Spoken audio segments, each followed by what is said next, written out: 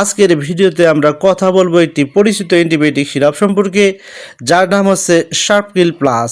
এই ভিডিওতে আমরা এই সিরাপটি কেন খাওয়া হয় এবং এর কার্যকারিতা কি সব কিছু জানাবো। তাই বিস্তারিত জানতে ভিডিওটি দেখতে থাকুন এবং যারা এখনও মেডিসিন সার্ভিস 24 চ্যানেলটি সাবস্ক্রাইব করে দেননি, সো বন্ধুরা এখন এই চ্যানেলটি সাবস্ক্রাইব করে দিন। ভিডিওটি শুধুমাত্র শিক্ষামূলক উদ্দেশ্যে তৈরি করা হয়েছে। কোনো ওষুধ ব্যবহারের আগে অবশ্যই একজন নিবন্ধিত চিকিৎসকের পরামর্শ নিতে হবে। প্রথমে আমরা প্রোডাক্টটির পরিস্থিতি সম্পর্কে জানব। শার্পকিল প্লাস হলো একটি অ্যান্টিবায়োটিক সিরাপ। এতে রয়েছে সেফুরুক্সিম প্লাস ক্লাভরনিক অ্যাসিড রয়েছে। এই দুটি উপাদান একই সাথে ব্যাকটেরিয়াল ইনফেকশনের বিরুদ্ধে কাজ করতে সাহায্য করে। সাধারণত শিশুদের জন্য সাসপেনশন আকারে এটি ব্যবহার করা হয়ে থাকে, তবে ব্যবহার নির্ভর করে রোগীর এবং চিকিৎসকের পরামর্শ অনুযায়ী।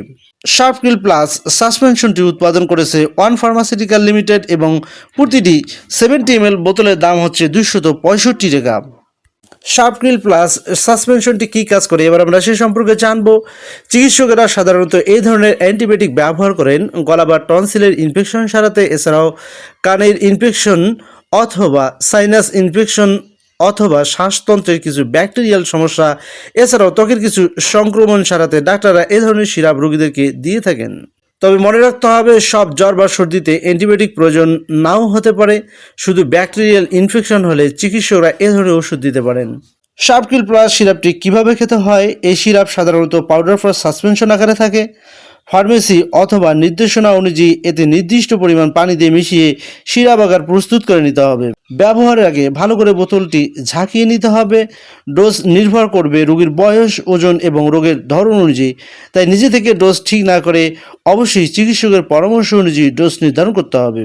সতর্কতা এবং সাইড ইফেক্ট: কিছু মানুষের ক্ষেত্রে সাধারণত পার্শ্ব প্রতিক্রিয়া দেখা দিতে পারে, যেমন হালকা বমি ভাব, পাতলা পায়খানা অথবা পেটের অস্বস্তি বা মুখে অরুচি।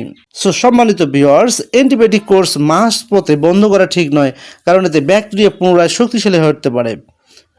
গুরুত্বপূর্ণ সতর্কতা: কখনোই অন্যের প্রেসক্রিপশন দেখে অ্যান্টিবায়োটিক ব্যবহার করবেন না এবং ভাইরাল ফ্লু বা সাধারণ ঠান্ডার জন্য অপ্রয়োজনীয় অ্যান্টিবায়োটিক ব্যবহার করলে ভবিষ্যতে ওষুধের কার্যকারিতা কমে যেতে পারে। সম্মানিত ভিউয়ার্স, আশা করি শার্পকিল প্লাস সিরাপ সম্পর্কে আজকের তথ্যগুলো আপনার উপকারে এসেছে। ভিডিওটি ভালো লাগলে অবশ্যই লাইক দিন, শেয়ার করুন এবং এমন আরও স্বাস্থ্য বিষয়ক তথ্য পেতে চ্যানেলটিকে সাবস্ক্রাইব করুন। সুস্থ থাকুন, ভালো থাকুন, ধন্যবাদ, আল্লাহ হাফেজ।